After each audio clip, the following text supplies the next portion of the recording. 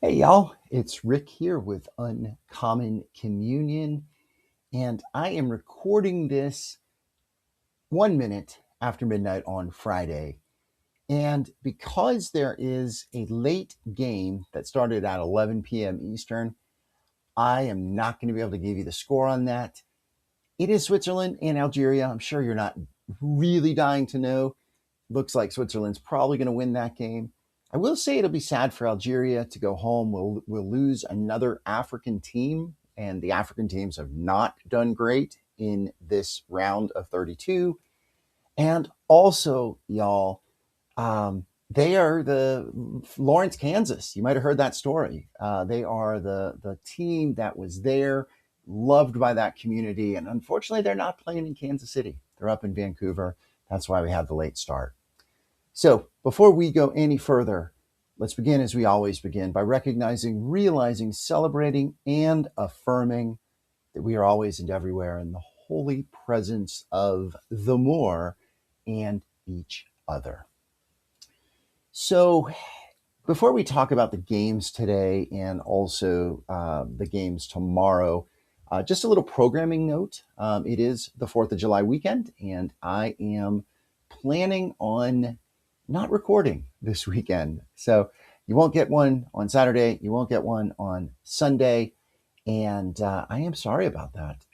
I'm going away though, and it won't be easy to record while I'm gone. So I appreciate it, and we'll be back with you, hopefully, recording one on Sunday night for your Monday morning. What I want to talk about right up front is a little bit about this convergence this weekend of the World Cup, the U.S. men's national team rocking it, catching so much attention, and our 250th birthday anniversary, right? So I'm thinking back to what something that Zoran Mandomsky, it's been a long day, y'all. I'm really sorry. So as that rolls off my mouth, Mayor Zoran, we'll just call him, right, said early on, right before the cup began, he said he hoped that this cup reminds America of who we could be and also who we are, right? And we're a diverse nation. There's a lot of stuff going on as far as interests and people and backgrounds and so forth. What we are seeing here in this World Cup is we are seeing a very important aspect of our country. Soccer fans, to be sure. Yeah. I mean, we American soccer fans are kind of under the radar sometime, although I did see that the MLS soccer in America, MLS and also just soccer watching, Premier League and whatnot, is above baseball now. So the viewership is behind football and basketball, but above baseball. So that's significant. That's not a small thing, right? And the men's team playing on Wednesday had the largest viewing of a U.S. men's national team game ever. So we're growing. What we're seeing, though, is we are seeing a couple of things about the rest of the world and people from other places. They want to come see us. There's something about us that is still, in spite of everything, attractive to many, many people around the world. We also have these amazing local communities, these immigrant communities that are celebrating their teams, celebrating the sport, and welcoming these visitors. So we're really seeing this, I think, the colorful, diverse nature of America and the celebration that is world football, that is this particular World Cup. It's been thrilling, exciting, right? It's hard to not see that and not appreciate that. It's interesting. Every year, every 4 years, I measure my life in soccer. And this year, I think what I'm going to remember is the African colleagues that I have that I'm not actually watching the cup with, but I'm talking about the cup with, celebrating the cup with. And they're rooting for countries that are their home countries, right? Where I work, many of our frontline care workers are African immigrants. We have a large African population here in Columbus, where I live.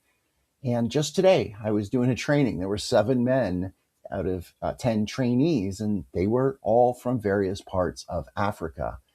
Now, many of them were Cameroon fans or Cameroonians, and it's kind of sad their country isn't in. I had a Nigerian. Nigeria is also not in, but I have had Senegalese. I had someone from Congo and other countries that celebrate soccer. So I think that's probably what I'm going to remember. Now, this convergence this year of the men's national team, we're not playing on the 4th of July. We're playing on July 6th on Monday. I imagine a lot of people are going to make this a 4-day weekend, so we can count that as part of our celebration. And I am remembering, and again, a very strong memory, 1994. You may remember if you're old enough, or maybe you've seen this or read about this. The U.S. men's national team played Brazil in the knockout round on July 4th in Stanford Stadium. And I was not there. I'll tell you where I was in a moment. But I had gone to Stanford games. 2 games were played at Stanford, and I got to go to 2 of those, neither men's national team. But I did see Brazil play, which was pretty remarkable. And also Cameroon, by the way. Where I was on July 4th, 1994, was traveling with my Uncle Ron. We had seen Bryce Canyon that morning. We were going to be staying that evening outside of Zion National Park.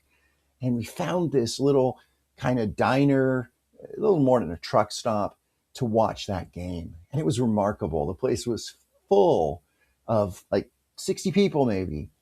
Most of them were European travelers watching the game, but there were many of us other American domestic soccer fans. And we lost. It was a hard fought game. And I remember it. I have a very vivid memory of that. So I hope you are making memories. I hope on Monday we'll talk more about the U.S. game as it gets closer, but I hope you can do something to make some memories, right? Because this is a very memorable cup. There's records being set left and right, and a lot of good things to watch and to experience. All right, wrapping up Thursday. First game, Spain really dominated Austria. Not a big surprise, right? The second game of the day, the mid game of the day, was Portugal and Croatia, 2 aging, probably last World Cup. Ronaldo on Portugal. What's his name? Luca. His name is slipping my mind, but Luca on Croatia. And it was a very exciting game. And again, a game that came down to inches, so to speak. And it was tied, nearing the end of regulation. Looks like it was going to go into penalty kicks. Portugal got a late goal. And it was a 10-minute stoppage time. And about 8 minutes into the stoppage time, Croatia scored. And the fans went wild. They had drawn. That wasn't the winner, but they had drawn. It was going to go to extra time. But then it was called back because of offsides. And it was a remarkable call because it was clear that the man was offsides, but he wasn't the one that scored. What had happened was the ball had come through and went to and hit off of a Portugal player and then hit this man who was the one who scored for Croatia. But the controversy and what made the call was did the ball hit the Croatian player who was offside? If it had touched him at all, it would have been an offsides call. But if it didn't touch him and just the play was completed as it was, the goal would have counted.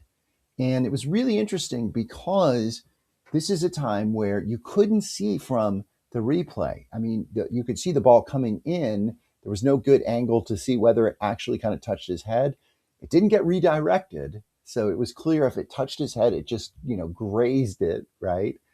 But the announcers were talking about how there are chips in each ball, microchips, that are communicating with the players so they knew whether or not it touched the player. Now that seems a little bit sci-fi, a little bit, too kind of out there.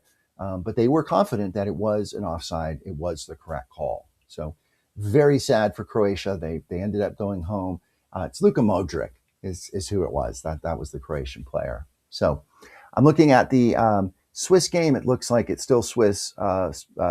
Switzerland won, Algeria nothing. So it looks like they will probably be the one advancing. Friday, when you're getting this, there are three more games. It's the last day of the round of 32. 2 o'clock, we have Australia and Egypt. Probably going to be a pretty interesting game. Egypt, another African team, of course. Mo Salah is one of the world's top players, and they would love to win a knockout round. And I think they probably will.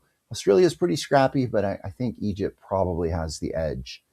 Then we have the game that, man, if we could see an upset, it would be amazing. It's Cape Verde versus Argentina.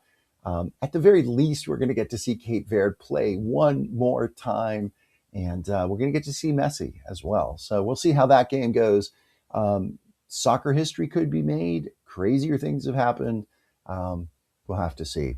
And then the very last game, 9:30 Eastern tomorrow, is Ghana versus Colombia. Colombia has been a fairly surprising team. Ghana has not been looking great. They kind of squeaked in. So I got to think Colombia is probably going to be the favorite then. Looking ahead to the weekend. And again, I will not be with you recording, so we'll have to catch up on these games later. But what we are looking at for the weekend is going to be some pretty exciting games. On Saturday, the 4th of July, America is not playing, of course, but on Saturday, July 4th, we have at 1 p.m. Canada versus Morocco. Got to root on one of the co-hosts, but Morocco's pretty tough. And then we have Paraguay versus France. Just to see France, I mean, they are a powerhouse. They are elegant, beautiful to watch. And that will be the second game. And then on Sunday, it's on the other side of the bracket, we have the early game on Sunday, 4 p.m., Brazil versus Norway. Exciting, two great teams, awesome fans. We'll see how that one goes. And then lastly, the game I am really looking forward to this weekend is going to be Mexico versus England in Mexico City. Tons of history with that. I got to favor Mexico in that game. All right, y'all, it's late. I'm tired. Thanks for being here. Thank you for any feedback, any sharing of this that you can give.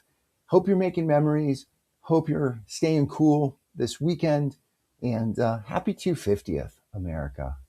All right, blessing and good. Be bold, be well, hold fast, y'all.